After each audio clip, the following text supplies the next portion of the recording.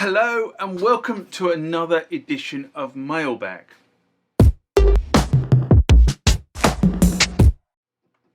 What is Mailbag? Well, Mailbag is a feature of the channel where you guys leave lots of comments on the channel and I attempt to answer those comments, or if I can't answer those comments, I throw it out to you guys who have more knowledge on some of this stuff than I do. So let's get into the first mailbag of this session. Remember, like, comment, subscribe to the channel. Go over to Instagram and follow me there. Go over to Facebook, follow me there. That's where the normal notices are. And consider becoming a Patreon.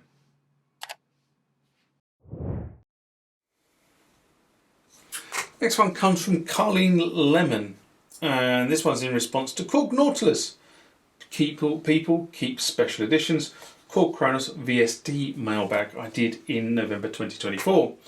And Colleen writes, "Hi John, thank you for addressing my comment. Well, you're welcome. I recall when I got my hands on my first Kronos in 2011. Well, it's 4 years before I did. You lucky devil. It was one of the first units in the country, and I still have it. And I pulled it all apart within minutes of receiving it. I was surprised to see an Atom processor. But as you said, everything has been optimized with that Linux kernel, and it operated flawlessly for 14 years. It would obviously require recoding, but I don't see any reason for a modern processor to struggle with any of the tasks the Kronos platform throw at it. Also consider modern doors. I can literally run a couple of hundred audio tracks with hundreds of plugins on my laptop. With the discontinuation of the hardware Kronos, Korg no longer has the same threat for cannibalizing sales, and instead is able to profit from a whole new market of Kronos users that are moving their live shows and studios into the virtual world for convenience ads. I really hope Korg will take Yamaha's lead on this and at least have some sort of announcement at NAMM 2025. Here's hoping."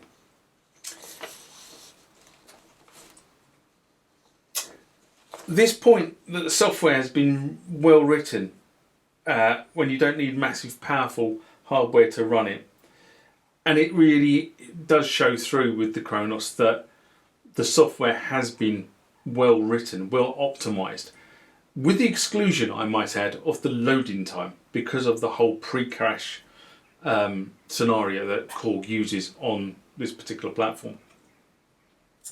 And yes, as we've gone up through the Kronos models, so 1X, 2, various iterations of 2 to discontinuation, the hardware has actually been changed. So you won't see the same Atom processor in my Kronos 2 that sits behind me. It is a different processor and motherboard. Now, again, I suspect that the reason for that is twofold. Number one is that Atom processor that was originally in the original machine and the original motherboard that was in the original machine stopped being made long ago. So in order to sort of carry on putting motherboards in the machine to make the damn thing work, you've got to upgrade that motherboard, and they've done that successfully over the Kronos product life. So that's the first thing. The issue of putting more modern hardware on the Kronos is that the kernel would need to be adapted to whatever hardware you put on it. So in theory, not a major issue, but there are several things. Modern hardware will have different drivers for the inputs and the outputs and all the other stuff that goes with it, and that would all have to be recoded. And there were, at the time of writing this reply, people were running around saying the people at Korg don't know what they're doing, they've all left, they've all retired, blah, blah, blah, blah, blah, blah. Okay, and that is probably very, very true.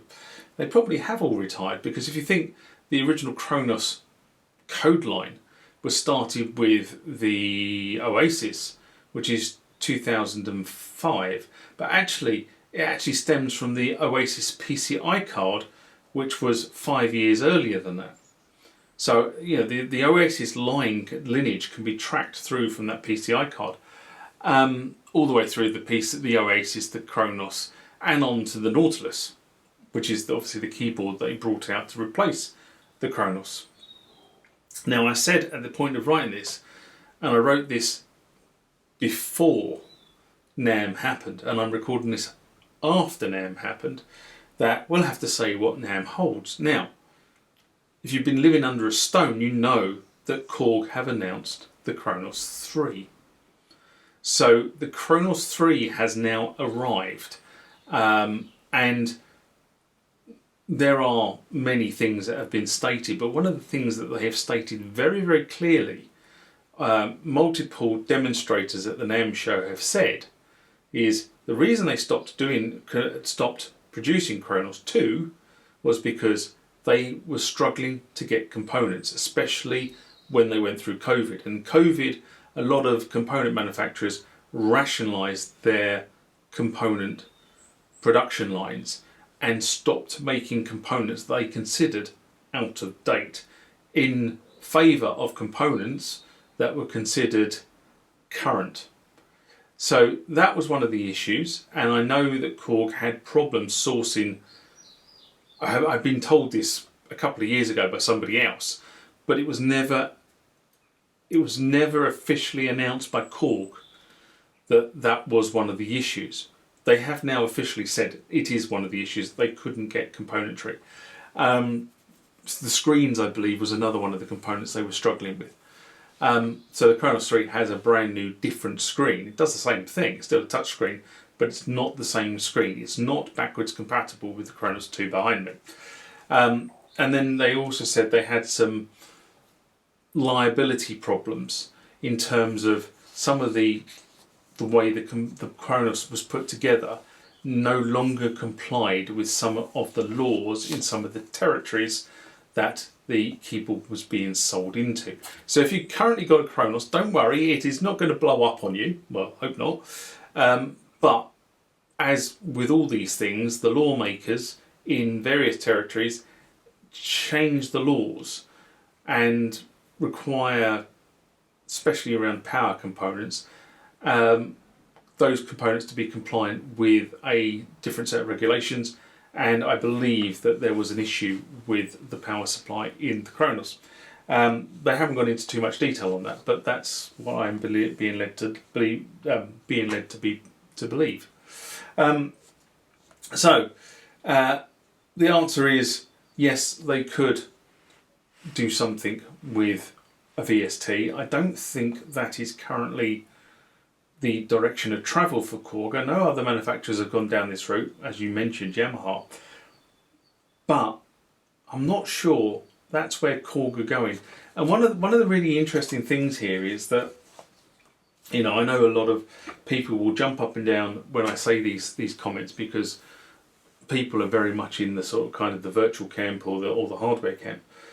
But if you're a gigging musician and you're on stage, and even if you're running a virtual rig, would you not want to have a very functional keyboard on stage that if the virtual rig went now, bing, you could carry on? And I'll leave it at that.